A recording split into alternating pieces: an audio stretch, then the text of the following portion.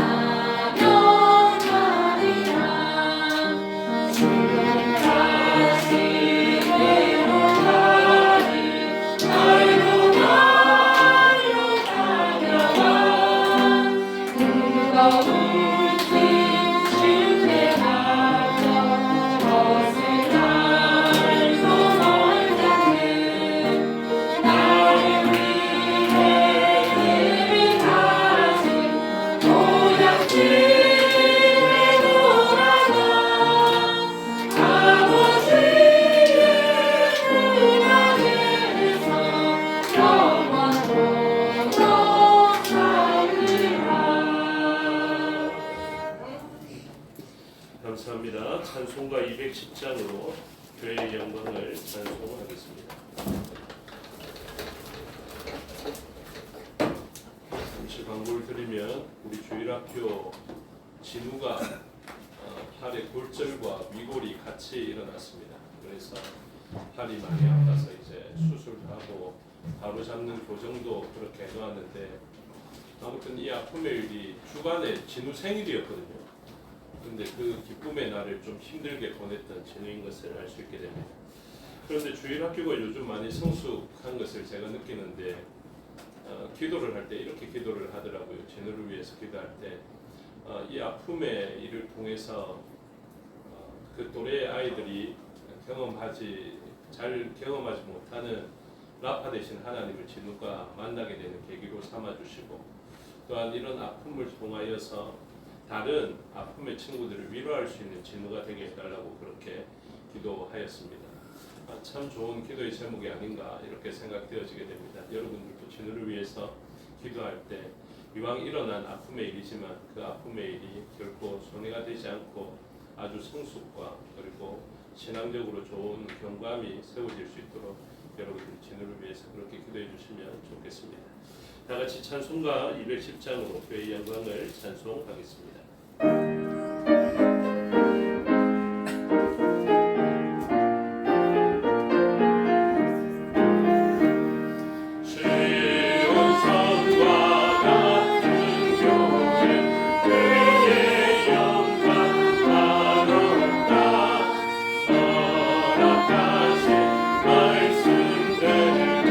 주가 주님 세웠다 안서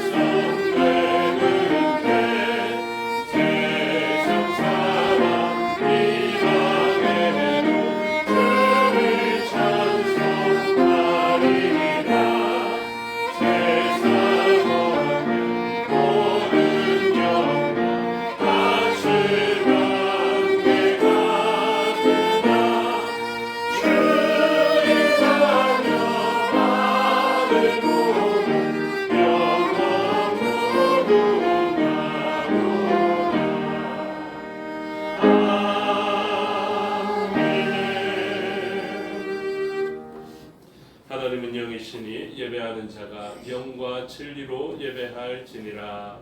아멘.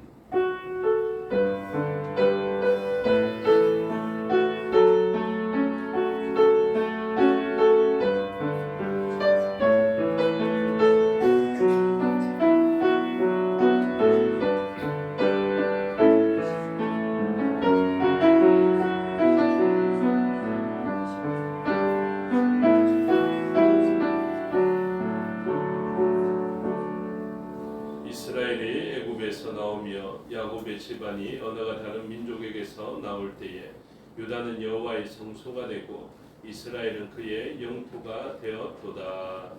아멘. 사도신경으로 신앙을 고백하겠습니다. 나는 전능하신 아버지 하나님 천지의 창조주를 믿습니다.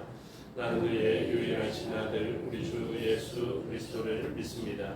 그는 성령으로 잉태되어 동정녀 마리아에게 생하시고 본디오 빌라도에게 고난을 받아 십자가에 못 박혀 죽으시고 장사된 지 사흘 만에 죽은 자 가운데서 다시 살아나셨으며 하늘에 오르시어 전능하신 아버지 하나님 우편에 앉아 계시다가 거기로부터 살아있는 자와 죽은 자를 심판하러 오십니다. 나는 성령을 믿으며 거룩한 공교회와 성도의 교제와 죄를 용서받는 것과 몸의 부활과 영생을 믿습니다. 아멘. 살아계신 아버지 하나님, 허물 많은 우리의 죄를 사하여 주시고 믿음을 우리에게 선물로 주셔서 하나님에 대한 온전한 고백을 가지고 하나님에 대한 그 의를 바라보며 하나님이 펴주신 그 의의 옷을 입고 하나님의 거룩하신 보좌로 담력을 얻어 나아가게 하여 주시니 감사합니다.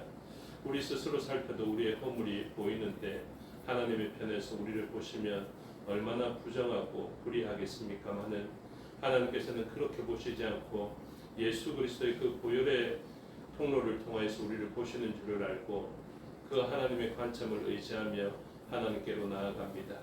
하나님께서 행하신 역사와 하신 말씀을 기억하며 우리 인생에게 행하신 일들을 기억하며 그 모든 경험을 통하여서 이 예배를 통하여 하나님께 영광과 존귀와 찬송과 권능을 올려드리기를 원합니다. 성령 하나님 우리를 충만케 하여 주셔서 하나님 기뻐 받으시는 예배로 드려지게 하여 주시옵소서. 각처에 흩어져 있는 우리의 지체도 있사오니 기억하여 주시고 기름 부음 받은 자를 지키시는 하나님의 그 보호하심과 동행하심의 역사가 우리의 지체들에게 온전히 경험되어지게 하여 주셔서 하나님 말씀하신 대로 하나님 예배자 찾으실 때 예배자로 있게 하여 주셔서 흩어져 있는 우리의 지체들도 여기 모인 우리들과 함께 복을 받아 누리게 하여 주시옵소서. 그 삶의 자리에서 하나님을 온전히 만나게 되기를 소원합니다. 우리의 온 지체들이 삶의 자리에서 하나님을 온전히 경험하여서 하나님 기뻐 받으시는 예배로 드리는 참된 예배자 되게 하여 주시옵소서. 이 예배를 위하여서 한 주 동안 수고한 주의 종들과 대표하여 순서를 맡은 주의 종 기억하여 주시고 능력 베푸셔서 맡기신 사명을 잘 감당케 하여 주시옵고 그들이 그 사명을 잘 감당함으로 한 몸 이룬 우리들도 함께 복을 누리게 하여 주시옵소서. 그들이 사명을 감당할 때 성령으로 함께 하여 주셔서 맡기신 사명을 잘 감당케 하여 주시옵소서. 말씀 가운데 임재하여 주셔서 하나님의 백성인 우리의 주권이 되어 주시옵소서. 맡겨드리오니 주장하여 주시고 홀로 영광 받아 주시옵소서. 감사드리며 예수 그리스도 이름으로 기도드리옵나이다. 아멘. 모두 자리에서 일어나셔서 22장으로 찬양하겠습니다.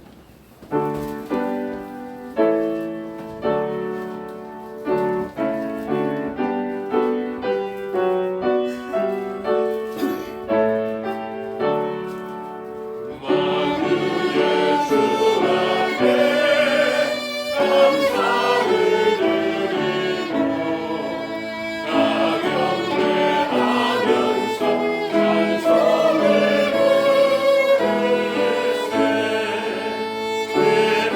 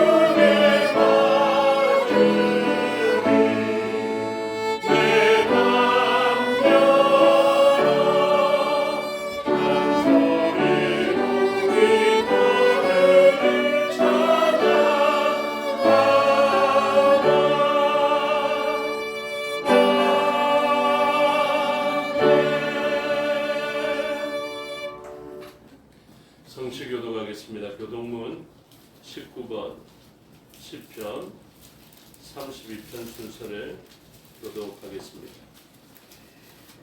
교독문 19번 시편 32편 순서를 교독하겠습니다. 본문의 사함을 받고 자신의 죄가 가려진 자는 복이 있도다. 마음에 간사함이 없고 여호와께 정죄를 당하지 아니하는 자는 복이 있도다. 내가 입을 열지 아니할 때에 종일 신음함으로 내 뼈가 쇠하였도다. 주의 손이 죄하고 나를 누르시오니 내 진액이 빠져서 여름 가운데 나감같이 되었나이다. 주께 내 죄를 아뢰고 내 죄악을 숨기지 아니하였더니 오 주께서 내 죄악을 사하셨나이다. 이로 말미암아 모든 경건한 자는 주를 만날 기회를 얻어서 주께 기도할지라. 진실로 홍수가 분당할지라도 그에게 미치지 못하리이다. 주는 나의 은신처이오니 환난에서 나를 보호하시고 구원의 노래로 나를 부르시리라. 너희 의인들아 여호와를 기뻐하며 즐거워할지어다. 마음이 정직한 너희들아 다 즐거이 외칠지어다. 아멘. 자리에 앉아 585장으로 찬송하겠습니다.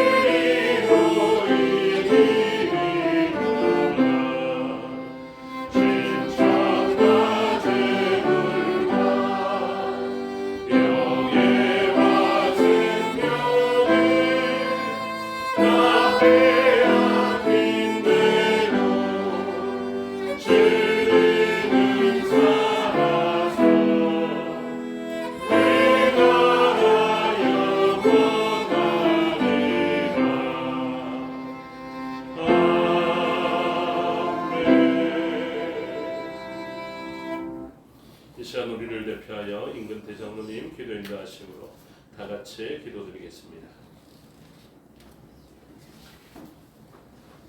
다 함께 기도하겠습니다. 빛의 거론이 되셔서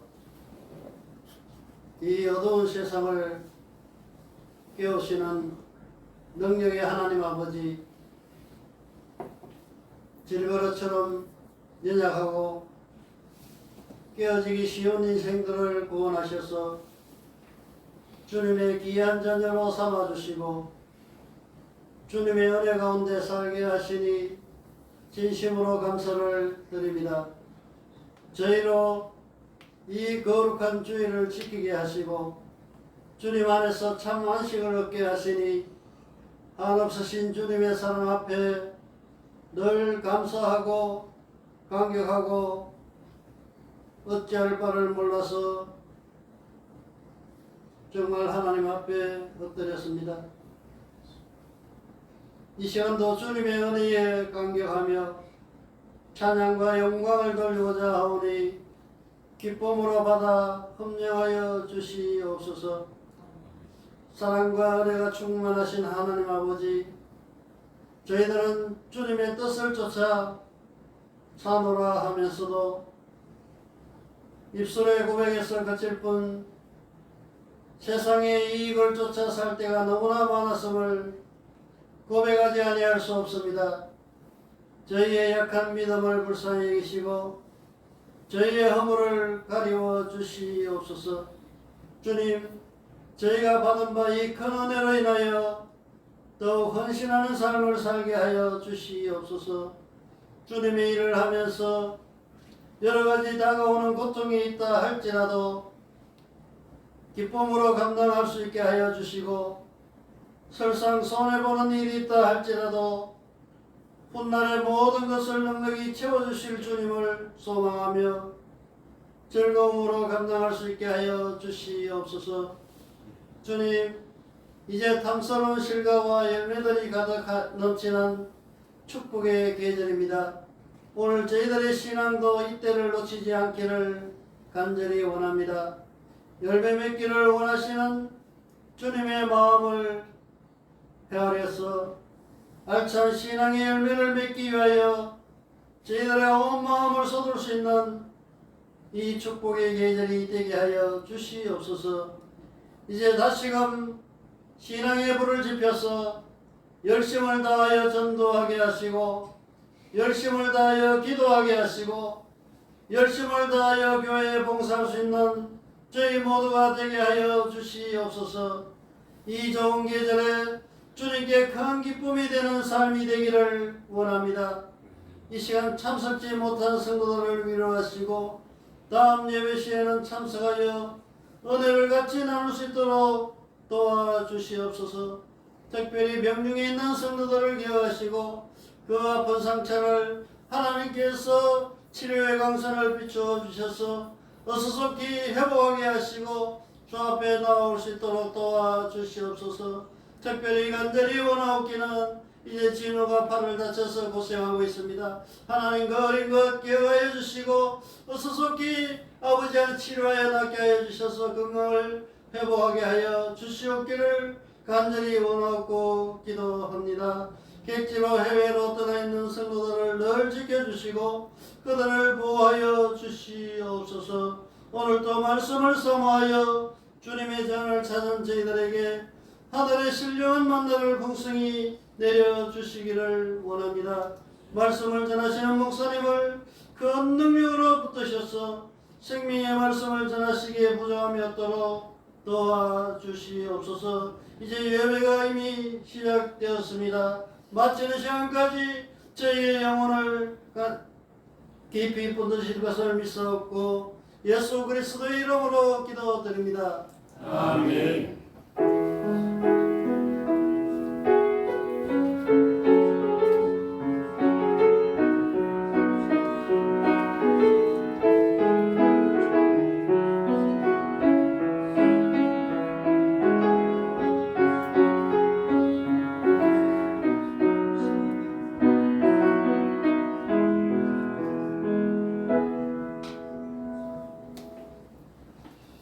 감사합니다. 하나님 말씀 보시겠습니다. 하나님 말씀 구약 성경 열왕기하 3장입니다.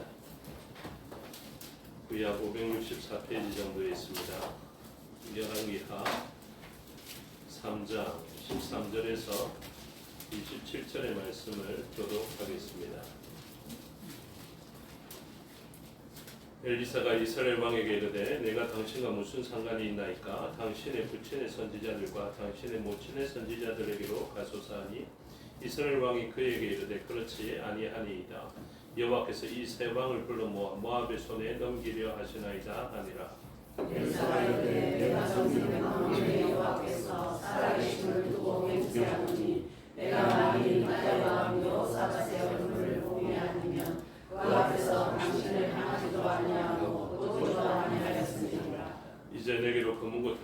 불러오소서 하니라. 검은 고 타는 자가 검은 고를 탈 때에 여호와의 손이 엘리사 위에 있더니 그가 이르되 여호와의 말씀이 이 골짜기에 백성을 만나라 하시니라. 여호와께서 이르시기를 너희가 바람도 보지 못하고 비도 보지 못하되 이 골짜기에 물이 가득하여 너희와 너희 가축과 짐승이 마시리라 하셨나이다. 이것은 여호와께서 보시기에 작은 일이라. 여호와께서 모압 사람도 당신의 손에 넘기시니 당신들이 모든 견고한 성읍과 모든 아름다운 성읍을 치고 모든 좋은 나무를 베고 모든 샘을 메우고 돌로 모든 좋은 밭을 얼리이다 하더니 아침이 되어 손에 들일 때에 문이 왼쪽에서부터 열어라. 땅에 가득하였더라. 모압의 모든 사람은 왕들이 올라와서 자기를 치려 한다 함을 듣고 갑옷 입을 만한 저로부터 그 이상이 다 모여 그 경계에 서 있더라. 아침에 모압 사람이 일찍이 일어나서 해가 불에 비침으로 하나님 성문이 불어 피가 보고 이르되 이는 피라 틀림없이 저 왕들이 싸워 서로 죽인 것이로다. 모압 사람들아 이제 노력하러 가자 하고 이스라엘 진의 이름이 이스라엘 사람이 일어나 모압 사람을 쳐서 그들 앞에서 도망하게 하고 그 진영에 들어가며 모압 사람을 치고 그 성읍들을 쳐서 헐고 각기 돌을 던져 모든 좋은 밭에 가득하게 하고 모든 샘을 메우고 모든 좋은 나무를 베고 길 하레셋에 돌들은 남기고 물매꾼이 두루다니며 치니라. 모압 왕이 선지가 분열하여 당하기 어려움을 보고 탈산 군사 700명을 거느리고 돌파하려 하였으나 에돔왕이 돌아다니게 갈까지 오다고. 함께 읽겠습니다. 이에 자기 왕을 이어 왕이 될 자들을 데려와 성 위에서 번제를 드립니다. 이스라엘에게 크게 경고함이 임하되 그들이 떠나 각기 고국으로 돌아갔더라. 아멘. 기도하겠습니다. 아버지 하나님 은혜와 사랑을 감사합니다. 이 시간 하나님의 말씀을 듣겠습니다. 성령 하나님께서 가르쳐 주시고 마음에 새겨 주시옵소서. 종에게 능력 베푸사 하나님 말씀과 뜻을 온전히 드러내게 하여 주시옵소서. 감사드리며 예수 그리스도 이름으로 기도드리옵나이다. 아멘. 오늘 본문을 가지고 전쟁은 하나님이 주관하신다라는 제목으로 하나님의 말씀을 듣겠습니다. 오늘 본문은 전쟁을 배경으로 하고 있습니다. 3장 1절에 보시면 유다의 여호사밧 왕 18째 해에 아합의 아들 여호람이 사마리아에서 이스라엘을 12해 동안 다스리니라 이렇게 이야기합니다. 이제 북이스라엘은 아합의 아들 아하시아가 죽고 그 다음에 여호람이 왕이 되어지게 되었습니다. 그런데 2절에서 그에 대해서 분명하게 선언하는데 그는 여호와 보시기에 악을 행하였다라고 이야기하고 있습니다. 그래서 이 악한 왕이 전쟁을 맞닥뜨리게 됩니다. 이 전쟁에서 이겨야 하는데 자기의 악함과 자기의 능력으로 말미암아 이길 수 없는 전쟁이다라는 생각이 들게 되는 것이죠. 그래서 협조를 요청합니다. 모압 왕이 배반하여서 모압과 전쟁을 치러야 되는데 북이스라엘 전력으로는 싸워서 질 게 분명하니 조금 도움을 얻고자 하여서 남유다에는 그때 여호사밧 왕이 다스리고 있었거든요.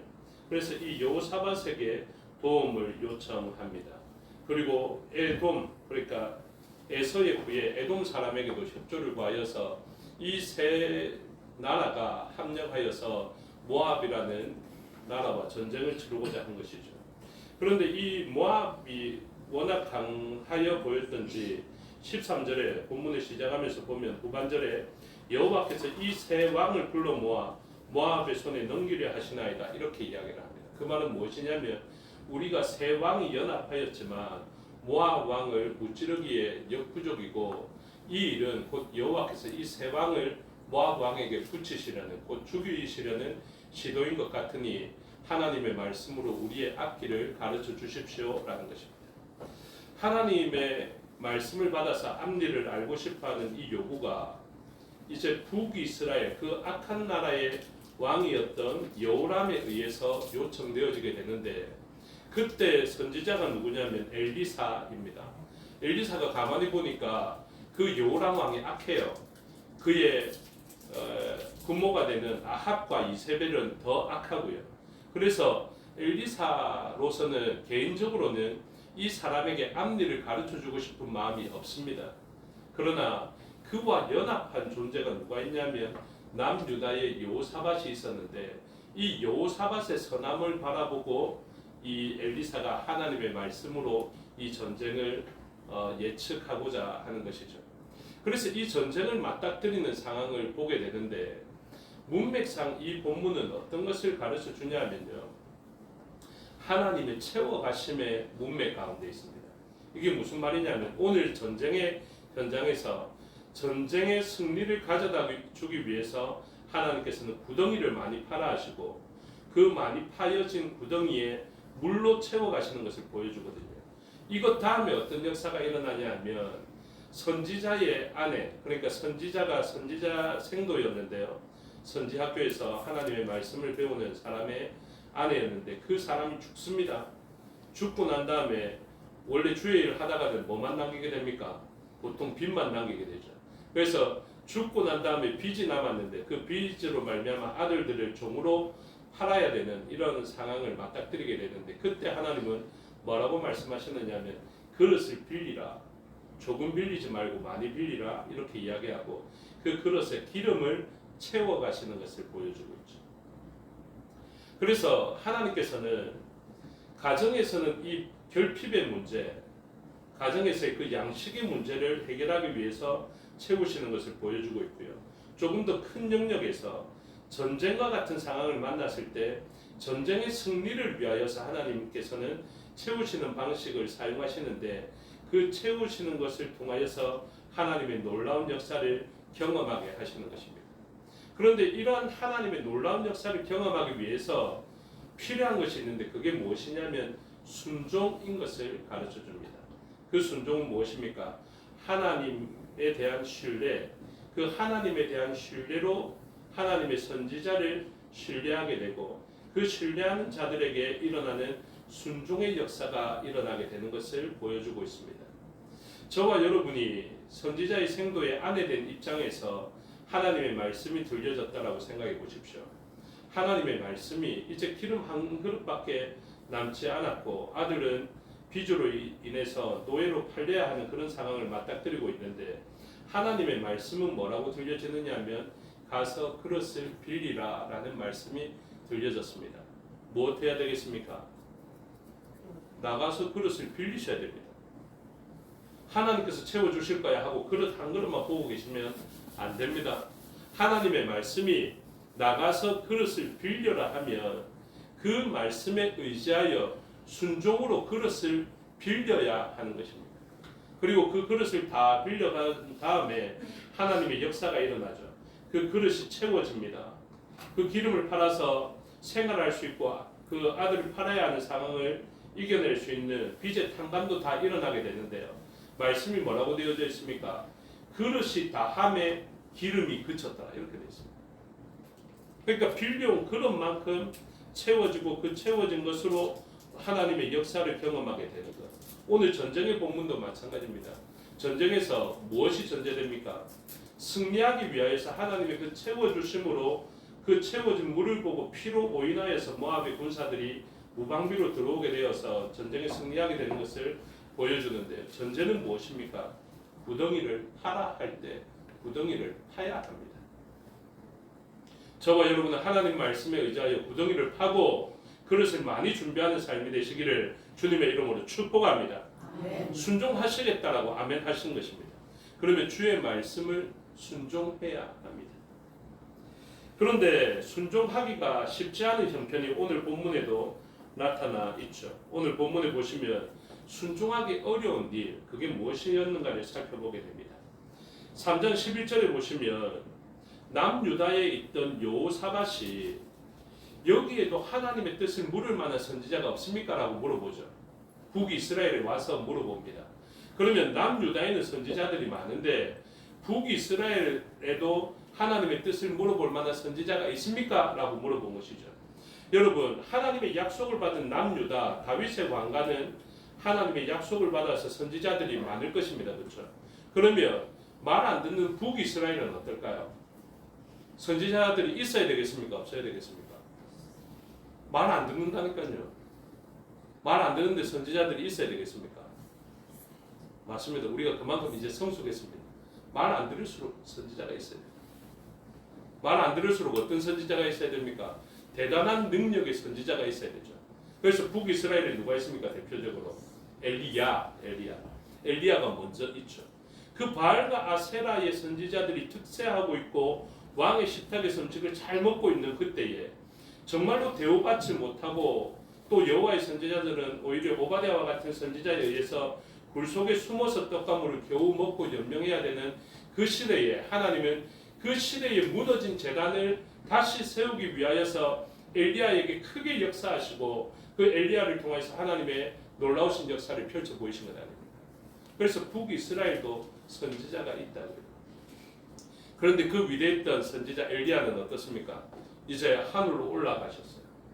그리고 난 다음에 무엇입니까? 11절을 잘 보십시오. 3장 11절 제가 읽어드릴게요. 여호사밧이 이르되 우리가 여호와께 물을 만한 여호와의 선지자가 여기 없느냐 하는지라 이스라엘 왕의 그러니까 여호람 왕입니다. 그 악한 나라의 왕의 신하들 중에 한 사람이 대답하여 이르되 전에 엘리야의 손에 물을 붓던 사밧의 아들 엘리사가 여기 있나이다 이렇게 이야기합니다. 이게 무슨 의미일까요? 하나님 말씀 듣기 어렵다라는 것을 보여주는 거죠. 여기 어떤 사람이 등장합니까? 순종으로 구더기를 파는 사람들이 등장하거든요. 그리고 이후에는 순종으로 그릇을 빌리는 사람이 등장하거든요. 그런데 이 빌리는 사람들이 누구의 말을 듣는 시대였냐면 엘리사의 말을 들을 수밖에 없는 시대였다라는 것입니다. 여러분 모세가 능력이 있습니까? 여호수아가 능력이 있습니까? 둘 다 능력 없습니다. 능력으로 채우시는 분은 하나님이십니다. 여러분 이 일에 아멘 잘하는데요. 실질적으로 우리의 삶의 자리에서 엘리야를 선택할래? 엘리사를 선택할래? 모세를 선택할래? 여호수아를 선택할래? 이런 질문에서요. 수많은 사람들이 모세의 스펙과 경력을 확인합니다. 그렇지 않습니까? 그러면 오늘 본문에 여호사밧 이 믿음의 사람에게 하나님께서는 어떤 상황을 허락하셨습니까? 말씀 듣기 어려워질 만한 상황을 허락하신 것이죠. 엘리야의 뭘 했던 사람이라고요? 손에 물을 붓던 사밧의 아들 엘리사 이렇게 이야기합니다. 말 그대로 수종 듣는 자에 불과했다는 것이죠.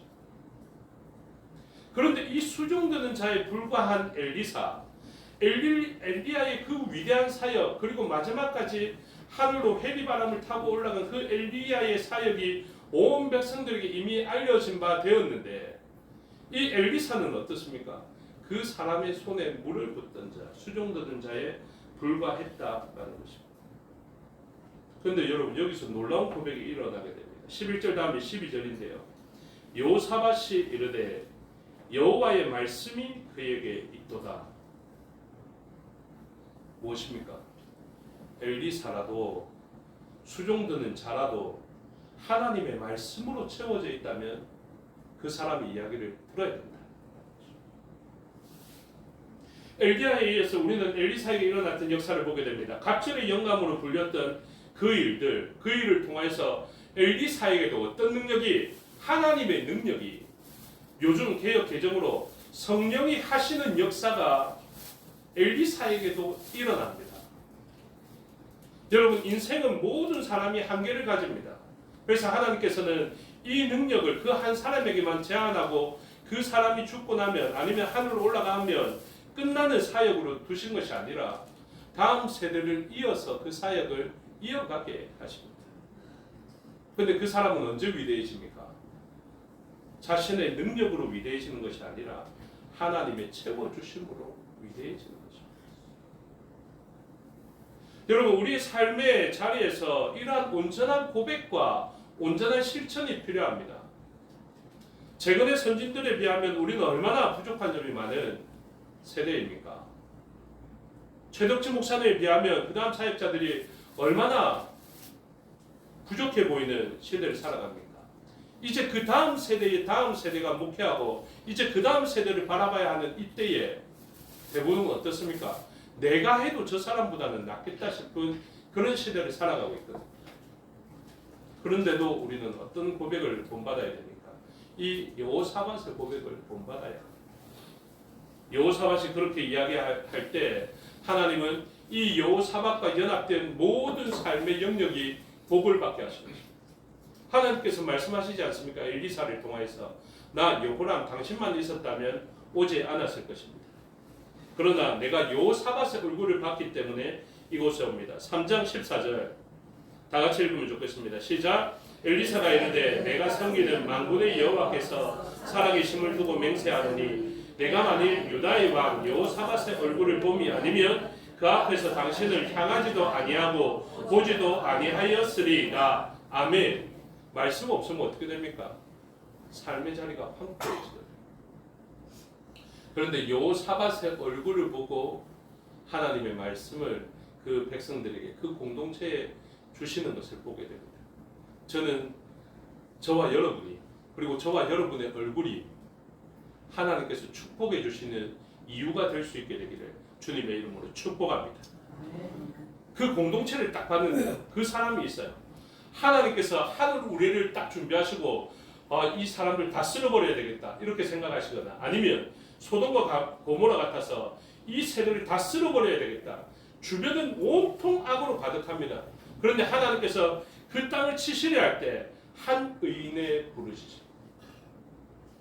하나님 단 한 명이라도 의인이 있으면 이 땅을 구원해 달라는 그 호소가 하나님 앞에 상달되어져서 그 가정과 그 공동체를 하나님께서 징계하시기 위하여서 치료하시는데 그 사람의 얼굴이 하나님을 향함으로 하나님께서는 축복의 말씀을 주시는 그 한 사람. 여러분 오늘 저희의 가정에는 누가 있습니까? 오늘 우리 집에 누가 그 얼굴을 하나님께 향하고 있어서 하나님께서 그 가정을 징계하시려 함에도 불구하고 그 가정에는 온통 악함으로 가득 차 있는데 그 사람 얼굴 보니까 하나님이 그 가정을 채워주시기 위하여서 말씀 주시는 그런 한 사람이 있는 것입니다. 오늘 여러분들의 가정, 여러분들의 학교, 여러분들의 공동체, 오늘 우리 성인교회는 어떻습니까? 다 의인들로 가득한 것입니까? 아니면 때로는 부족하고 연약하고 죄 가운데 있는 사람이 있는데 하나님께서 이 공동체에 징계를 행하시려 하는데 그 사람을 보니 징계가 아니라 축복의 말씀을 줘야 되겠다 싶어서 전환되어지는 얼굴이 있는 것입니까? 저와 여러분이 그 얼굴이 되기를 간절히 소원해야 되지 않겠습니까?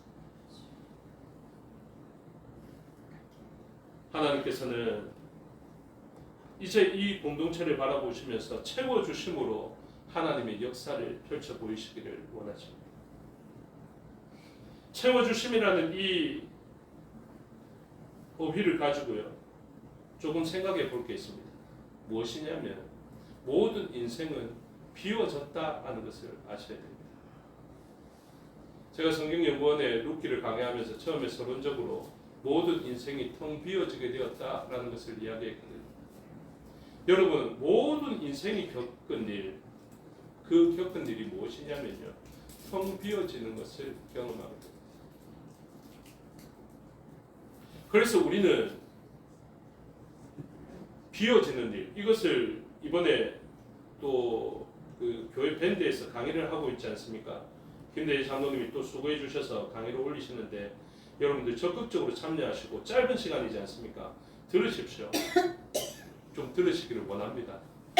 아무리 강하게 말해도 잘 안 들으시는데 들으십시오. 들으시고 반응해 주십시오.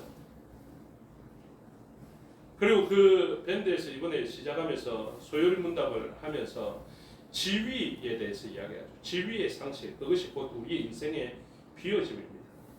여러분 인생은 어떻게 해서 비워지게 되었습니까? 왜 그 베들레헴이라는 떡의 집, 빵의 집에서 나올 수밖에 없게 되었고 왜 그 빵의 집은 기근을 만나게 되었습니까? 왜 우리는 에덴 동산이라는 그 좋은 집에 있었음에도 불구하고 그 에덴 동산이 비워지게 되고 아니면 우리가 나오게 되었습니까? 그것은 죄 때문입니다. 죄에 대해서 온전한 정의를 내리라고 말씀을 드렸는데요. 죄가 무엇입니까? 죄는 우리의 삶의 자리에서 어떤 현상으로 구별 짓는 것, 그것이 아닙니다. 죄는 구분 짓는 요소가 정확합니다. 말씀입니다. 죄는 무엇이냐면요. 말씀을 조금이라도 어기거나 그걸 다음 소요리 문답에서 배우게 될 것인데 말씀이라는 이 기준을 조금이라도 어기거나 듣지 않는 행위나 상태가 죄의 상태입니다.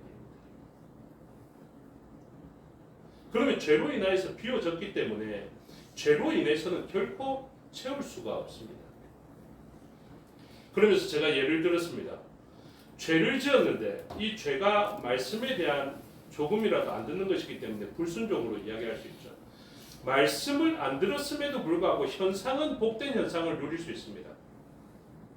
예를 들면 선한 목자 되시는 하나님께서 말씀을 주시지 않습니까? 그러면 그 목자의 음성을 듣고 따라 지켜 행하는 이 상태를 우리는 죄의 반대 상태, 곧 형통의 상태라 하거든요. 그러면 선한 목자 되신 이분이 말씀하셨기 때문에 말씀대로 길을 걸어가는데 사망의 음침한 골짜기를 만났습니다. 그러면 그 상태를 뭐라고 합니까? 대답하십시오. 하나님께서 말씀하셨습니다. 이 왼쪽으로 가라 해서 왼쪽으로 갔는데 이 길에서 사망의 음침한 골짜기를 만났습니다. 그 사망의 음침한 골짜기 가운데 있는 이 상태를 뭐라고 하냐면요. 형통이라고 합니다. 목자의 말씀을 들음에도 불구하고 왼쪽으로 가지 않고 오른쪽으로 갔는데 푸른 풀과 실만한 물가를 만났습니다. 이 상태를 뭐라고 합니까? 죄라고 이야기해요. 여러분 이걸 정확하게 구분하셔야 죄를 안 지을 수 있습니다. 하나님 말씀을 안 듣고 갔더니 훨씬 더 좋은 것이 선악과가 자기 손에 들어왔고요. 금과 시달산의 외투 한 벌이 자기 손에 들어왔습니다. 다른 사람이 없고 나에게는 읽는 것이 발생됐어요. 이걸 뭐라 한다고요? 죄라고 이야기해요. 하나님 말씀을 듣고 선언하였더니 구덩이에 빠졌어요. 하나님 뜻대로 음행하지 않았더니 오해를 받고 감옥에 갇혔어요. 그 상태는 뭐라고 한다고요? 형통이에요. 그래서 요셉의 삶은 뭐라고 합니까? 구덩이에 빠져도 형통이라고 그러고 감옥에 갇혀도 형통이라고. 이게 이해가 안 되는데요. 이 기준을 온전히 가지면 이해가 될 줄로 믿습니다. 그건 아닙니까? 우리들의 형통과 우리들의 죄의 상태는요 분명합니다. 내가 잘 누리고 있고 안 다치고 건강하기 때문에 이거는 형통이다. 이게 아니라 하나님 말씀에 불순종하고 있으면요 아무리 좋은 것을 누리고 있더라도 이거는 죄고요. 하나님 말씀에 순종하고 있거든. 40의 강한 매를 몇 번을 맞든지 파선의 위험을 만나든지 독사에게 물리든지 순교 당하든지 그 일을 형통이라 한다고요. 이 기준을 가지고 우리가 살아가야 합니다. 그래서 이 기준으로 살아갈 때 사람은 어떻게 인생을 살아가느냐 하면요. 비워졌기 때문에 채우기 위하여서 인생의 삶을 살아가게 되는 거죠. 그래서 생각해 보십시오. 채워지는 삶을 위하여서 우리가 살아가면서 그렇게 살아가는데요. 우리는 이 두 갈래길에서 진정으로 채워지는 좁은 길을 선택하기보다 때로는 우리가 보기에 좋은 길을 자유의지로 선택하게 되죠. 그래서 이 길로 가면 꼭 무엇 할 수 있기 때문에 그 길을 선택해서 가느냐면요. 말씀과 반대되게 꼭 이 길로 가면 채워질 것 같은 느낌 때문에 그 길로 갑니다. 그래서 하나님의 말씀이 오른쪽 가라는데 왼쪽으로 가는 이유를 살펴보면요. 왼쪽으로 가면 꼭 채워질 것 같은 느낌 때문에 그렇습니다. 그래서 왼쪽으로 향해 갑니다. 그럼 왼쪽에는 뭐가 있다는 것입니까? 우리에게 꼭 필요를 채워줄 수 있을 것 같은 수많은 유혹의 것들로 가득하다라는 것을 알 수 있게 되죠. 풀이 있을 것이고 물가가 있을 것이고 좋은 집이 있을 것이고 좋은 차가 있을 것이고 아름답고 유혹하는 사람이 있을 것이고 멋지고 잘생긴 것으로 유혹하는 그 존재가 있을 것이다 라는 것을 이야기하죠. 그런데 그 길은 끝은 무엇입니까? 죽음, 절벽이라고 제가 이야기하죠. 주일학교 아이들에게 그렇게 이야기를 했습니다. 하나님의 말씀이 들려짐에도 불구하고 자꾸만 왼쪽으로 가는 사람들이 있는데 이 사람들을 어떻게 해서 옳은 길로 옮길 수 있을 것인가? 여러분 하나님의 백성, 구약의 백성들이 하나님의 구원을 받은 백성입니다. 그렇죠? 아브라함의 후손들 아닙니까? 아브라함의 구원 받습니까? 구원 못 받습니까? 구원 받죠. 하나님의 그 견인하심으로 우리가 장로교적으로 칼빈적으로 다 그렇게 고백합니다. 그렇죠? 하나님의 그 견인하심으로 반드시 구원받을 것입니다. 구약 백성들은 어떻게 생각했는지 아십니까? 우리도 반드시 구원받을 것이다 생각했습니다. 그래서 구원의 확신이 있었어요. 그런데 삶의 자리는 어떻습니까? 삶의 자리는 구원의 확신으로 인하여서 의와 평강과 희락이 무너졌습니다. 구원은 하나님과 사람의 협력된 사역이다. 하나님은 구원하시지만 그 구원의 역사에 우리가 착한 행실로 믿음으로 응답해야 된다 라고 이야기를 하냐 하면요, 이신칭이라는 이 교리로 말미암아 저와 여러분들의 윤리와 도덕이 무너졌기 때문 아닙니까? 아무렇게나 살아도 구원받을 것이라는, 이미 구원받은 사람, 이미 천국 갈 사람이 착하게 살아야 될 이유를 잃어버린 것 아닙니까? 그 구약도 마찬가지예요. 자기들은 아브라함의 후손이라는 것을 믿었고요. 성전 불패 사상, 우리에게는 성전이 있으니 언약궤가 있으니 질 수 없다 이렇게 살았지 않습니까? 그런데 어떻습니까? 언약궤 옆에서 악을 행하여 그 홈리와 비나스가 잘 삽니까? 못 삽니다. 하나님이 어떻게 하신다는 것입니까? 의와 평강과 희락이 무너진 그들의 삶의 자리에서 정의와 신실함이 무너진 그 삶을 하나님 기뻐하지 아니하신다. 이거 보여주는 것 아닙니까? 이신칭의로 말미암아 도덕과 윤리가 무너진 그 그리스도인들의 삶을 하나님 기뻐하지 아니하신다. 이거 보여주는 것 아닙니까? 그래서 그들이 자꾸 삶의 자리로 옮기죠. 말씀을 듣고 옮기면 가장 좋은 선택이고 지혜로운 선택입니다. 맞습니다. 근데 말씀 듣고 움직이는 사람이 있습니까? 제가 보니까 그런 양이 없더라고요. 하나님이 오른쪽으로 가라 이러는데 예 하나님 오른쪽으로 가겠습니다 하는 양들이 부족하더라고요. 왜요? 왼쪽에는 풀로 유혹받고 좋은 나무로 좋은 집으로 유혹받는 길들이 있는데 그걸 말씀만 듣고 그걸 다 포기하고 하나님 주시는 사망의 음침한 골짜기 같은 길을 선택하는 사람이 있습니까? 제가 경험해 본 바로는 없더라고요. 저에게 삶을 물어오신 분들 많아요. 제가 성경 잘 보지 않습니까? 그렇죠? 해석 잘 하지 않습니까? 하나님의 뜻을 저도 잘 분별하려고 애쓴다고요. 그러면 그분들의 이야기를 들으면 어떻습니까? 하나님의 말씀으로 저는 알고 있거든요. 인생이 아무리 설득력이 좋아도 인생에게 설득하여서 좋은 길을 제시할 수 없어요. 여러분들 가운데 누가 제 인간적인 이남별의 조언이나 권변을 듣고 고칠 만한 사람이 있습니까? 저는 없는 것을 확신합니다. 그런데 그렇다면 제가 할 수 있는 게 무엇입니까? 하나님께 뜻을 묻고 하나님 기뻐하시는 선택을 알아서 그분께 제시하지 않겠습니까?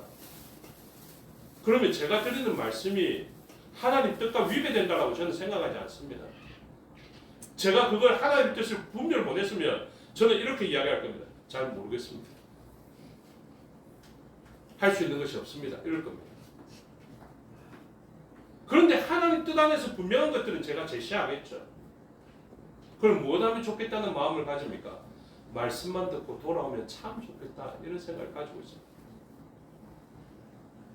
그런 분 있었냐고요? 제가 아까 이야기했잖아요. 없어요. 그러면 하나님의 역사를 기다리는 수밖에 없죠. 하나님이 감동 주십니다. 그 감동은 그냥 말씀으로 주시느냐면 그렇지 않습니다. 삶의 곳곳에 가시덤불과 쓴뿌리가 나타나기 시작합니다. 그것을 경험해서 가다가 찔리면요. 돌아오면 좋지 않겠습니까? 한 100 중에 10명은 그 정도 가시덤불만 해도 돌아오는 분들이 계시더라고요. 이거는 경험적으로 알 수 있습니다. 그러면서도 여전히 못합니까? 여기 가면 좋겠다는 것은 알지만 옆에 있는 유혹의 것이 저 채워지는 것이 너무 사모되어지는 것입니다. 그래서 그 사모되어지는 채워지는 것을 선택하면서 또 여전히 그 길을 걸어갑니다. 잠시 따끔하고 움찔하여서 놀라기는 했지만 여전히 그 길을 걸어갑니다. 하나님이 어떻게 이 사람을 살릴 수 있겠습니까? 더 가면 절벽인데요. 하나님께서는 더 강한 매로, 더 강한 징계로 막대기를 쳤다가 지팡이로 끌었다가 옮기십니다. 그 전환이 제법 힘들거든요. 그래서 그 비트시는 하나님의 역사를 경험하면서 이제 겨울에서 거의 다 오는 것 같습니다. 그런데 우리의 시선은 어떻습니까? 베드로가 주의 말씀에 의지하여 바다 위를 걸어오다가 바람을 보고 빠져 들어가는 것처럼요. 우리는 위협뿐만이 아니라 이렇게 가다가 죽을 것 같다라는 그 두려움뿐만이 아니라 유혹받는, 최근에는 유혹이 가장 큽니다. 유혹받는 것을 통해서 다시 길을 돌립니다. 이대로 살다가는 죽을 것 같은 위태함과 어떻게 주의 말씀만 듣고 순종하며 살겠노? 제 아픔의 이야기지만 저희 아버지가 사실은 그 길을 걸어갔어요. 저희 아버지가 험하게 살다가 제가 최근에 목사교수 교육 갔더니 주변 분들이 좀 아시는 분이 있어서 제가 최근에 알았는데요. 이형록 목사님 말씀을 듣고 회심했다 하더라고요. 그걸 제가 적응 놀랐습니다. 그러면서 내상기도원에 가시고 막 그런 일들이 있었는데, 그래서 결단하고 또 사역하다 보니까 막 은사적으로 보니까 막 말도 재미있게 하시고 막 그랬었거든요. 장구도 잘 치고 뭐 노래도 잘하고 운동도 잘하고 뭐 아무튼 그랬습니다. 그런데 그렇게 가다 보니까 어떤 두려움이 듭니까? 와, 이대로 살다가는 처자식 다 굶어 죽이겠다. 내 아들 저거 금옷을 입혀서 키우기로 했는데 이렇게 살다가는 안 되겠다. 그래서 다시 어떻게 합니까? 골동품 파는 것으로 바꿨습니다.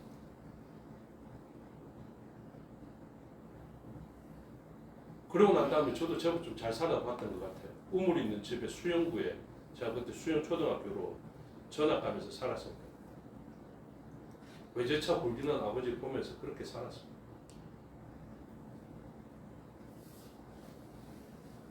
그러면 안 비워집니까? 그러면 다 채워집니까? 만족됩니까? 그렇게 안 되더라고요. 그래서 그 채우기 위하여서 가는데 절벽 앞까지 갑니다. 절벽 앞까지. 그 절벽 앞에 떨어지는 가운데 우리가 깨닫게 되죠. 아, 이것은 모두 다 헛되고 헛되니 모든 것이 헛되다.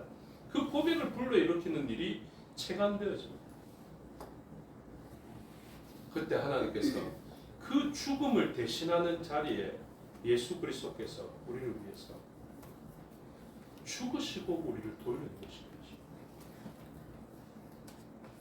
여러분, 우리가 어떻게 돌아오고 어떻게 채워진 자인 줄 아십니까? 그분의 죽으심으로 우리는 채워진 자.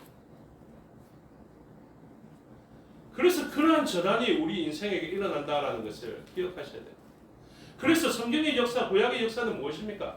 끊임없이 이 백성들을 원래의 궤도로, 하나님 말씀해 주시는 궤도로 돌리시는 작업들을 하고 해도 안 되니 결국 어디까지? 성전의 파기까지 가게 되는 것이고 나라를 잃어서 포로로 보내는 시간까지 보내게 되는 것입니다. 또다시 애굽의 파라오의 지배하에 있었던 것처럼 바벨론의 느부갓네살의 그 지배하에 들어가는 그 아픔을 만나게 하시는 것입니다. 그때 모두 다가 깨닫게 될 것입니다.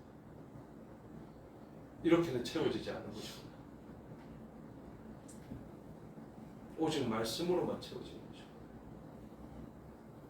그런 경험을 통해서 우리는 하나님의 말씀을 지켜 행하는 자, 의와 삶의 자리에서도 의와 평화를 해치지 않는 그 의를 가지며 서로에게 기쁨이 되며 서로를 주를 대하듯이 대하고 종로릇하는 그런 삶으로 전환되어지게 되는 거죠. 하나님께서는 이 삶을 보여주기 위하여서 곳곳에서 나로 인하여서만 채워지는 것이다. 너희가 수고하고 너희가 땀 흘려서 너희의 경험과 경력으로 채워가는 것이 아니라 오직 나에 의해서만 채워지는 것이다 라는 것을 보여주는 삶의 자리를 경험하게 하십니다. 오늘 전쟁, 그리고 다음에는 가정의 결핍, 이렇게 이어지게 되는 것이죠. 그래서 오늘 본문에 이 연합된 세력들이 다 죽을 수밖에 없는 이때에 하나님께서는 엘리사를 통하여서 안 주시고 싶었던 그 말씀을 여호사밧의 얼굴, 이 믿음의 사람, 여러분들이 믿음의 사람 되셔야 됩니다. 엘리야의 능력만 바라보는 것이 아니라 하나님의 능력이 엘리사에게라도 있으면 그 사람이 나를 살리는 말씀의 소유자가. 그래서 하나님의 능력을 온전히 바라보고 사람의 능력 보지 않습니다. 오늘 저와 여러분이 해야 되는 중요한 일이 바로 그것이에요. 사람을 보는 것이 아니라 하나님을 보는 것. 오늘 우리가 주변을 볼 때도 마찬가지입니다. 이 자리에 인재에 계신 하나님을 바라보는 것, 그 역성을 가지는 것이 필요하다고요. 왜 옆에 있는 현상만 바라보고 낙담하십니까? 이 자리에 펼치고 계신 주의 옷자라고. 내가 골방에 있더라도 펼치시는 주의 옷자라고. 내가 포로로 잡혀간 그 자리에서 나를 죽이려는 그 수많은 눈길이 있음에도 불구하고 다니엘이 펼쳤던 그 하나님 임재의 옷자라. 나의 장소는 골방이고 나의 장소는 예루살렘 성전이 아닐지라도 그곳에서 하나님을 온전히 바라보는 마음으로 열어진 시온의 대로를 향한 하나님을 향한 관점이 있을 때 하나님의 회복이 경험되어지는 거다.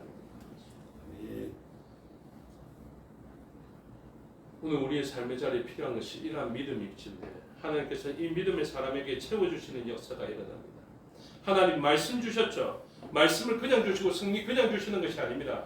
믿음으로 개천을 많이 팔아. 3장 16절 그가 이르되 여호와의 말씀이 이 골짜기에 개천을 많이 팔아 하셨나이다. 여러분 이 말씀을 들려주면 많이 파셔야 됩니다.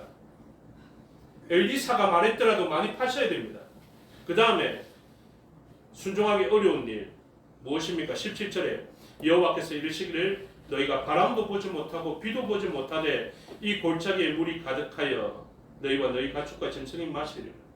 이 채워짐이 무엇입니까?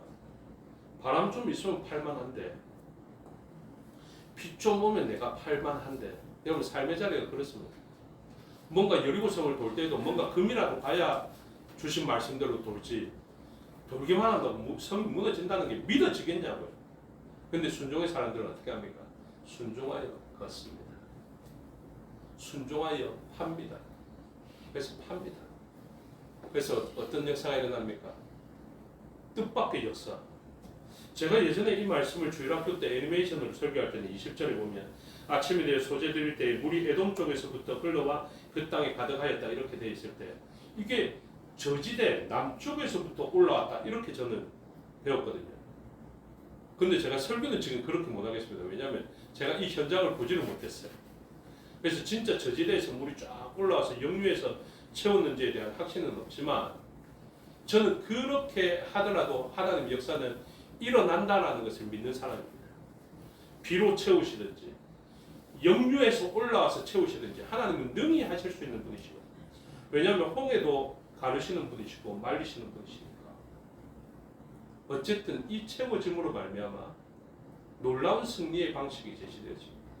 피로 오인하게 돼서 와서 무방비 상태로 왔다가 전쟁을 치르고 그 세 명의 왕이 왔으니 서로 타협을 못 이뤄서 전쟁하에서 피를 흘렸다라고 생각했는데 오히려 자신들이 흘리는 피가 되는 역사가 되는 것이죠. 무엇입니까? 하나님의 승리의 창조적 방식이다. 오늘 우리 찬양했죠. 밑에서 들으니까 약간 들리던데 하나님께서 말씀하시고 그 말씀에 순종하여 길을 걸어가면 바다도 반석같이 밟고 걸어가시오. 누가 이런 방식으로 승리할 것을 예측이나 했겠습니까? 세 명의 왕이 모여서 머리 짜맨다고 이 방식이 알아질까요? 저와 여러분이 회의한다고 교회에 좋은 일들이 이루어질 것 같습니까? 그렇지 않습니다. 이러한 역사는 오직 하나님의 창조적 역사. 무엇이 전제됩니까?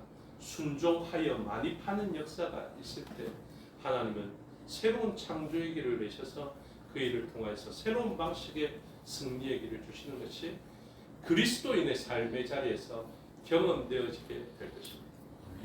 그래서 이것을 경험한 사람들은 돌아가게 될 것이고요. 이 이야기를 전해드는 사람은 와 진짜 그러한가 하고 믿음이 있는 사람은 말씀만 들려줘도 돌아오는 역사들이 있게 될 것입니다. 오늘 우리가 하나님 말씀에 순종하여 개천을 많이 팜을 통하여서 전쟁의 주관자이신 하나님이 발견될 뿐만 아니라 전쟁의 새로운 방식을 창조적으로 행하시는 하나님의 역사를 경험하고 우리의 생각과 제로는 도무지 길을 낼 수 없었던 그때에도 하나님은 온전한 승리의 길을 주시는 창조의 하나님이시라서 우리의 삶의 자리에 이런 풍성한 승리로 하나님의 영광을 나타내시는 그런 삶이 되시기를 주님의 이름으로 축복합니다. 기도하겠습니다. 아버지 하나님 은혜와 사랑을 감사합니다. 전쟁의 주관자 하나님을 보게 됩니다. 전쟁의 역사가 사람의 지혜로 인하여서 승리할 수 있는 것이 아니라 오직 하나님 말씀에 의지하여 순종함으로 승리한다라는 사실을 알게 하여 주시옵소서. 그래서 개인의 전쟁과 가정의 전쟁과 공동체의 전쟁과 교회의 전쟁에서 모두 다가 하나님을 의지하는 저희가 되게 해 주시고 주님의 뜻으로 하나님 말씀해 주시면 그 말씀에 순종하여 생각지도 못했던 창조적 방법의 승리가 우리의 삶에서 경험되어지게 하여 주시옵소서. 감사드리며 예수 그리스도 이름으로 기도드리옵나이다. 아멘. 찬양하며 봉헌하겠습니다. 212장 찬양 드리겠습니다.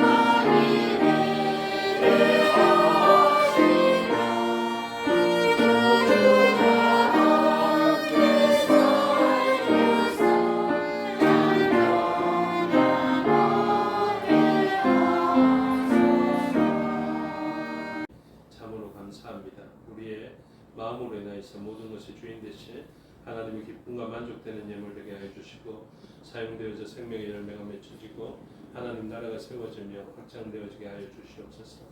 감사를 감사하며 주께 드렸사오니 기뻐 받으시고 모든 일 가운데 감사할 제목으로 넘쳐나는 삶이 이어지게 하여 주시옵소서.